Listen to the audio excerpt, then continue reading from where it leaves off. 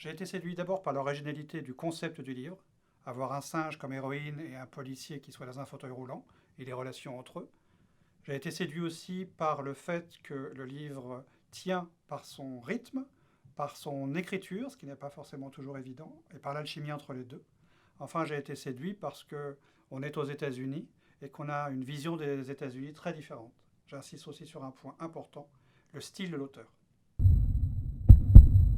Évidemment Clara, le capucin au destin assez étonnant et en comportement encore plus étonnant, et à l'osmose ou la division qu'il y a entre elle et son maître qui est handicapé, qui mène une enquête grâce à elle et contre elle.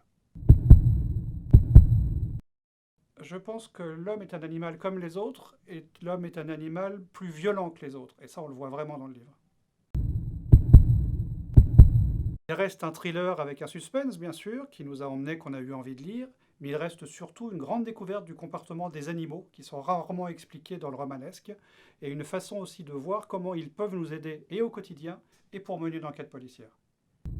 Si la bête s'éveille, un thriller de Frédéric Lepage, addictif, brillant et inattendu aux éditions Plomb.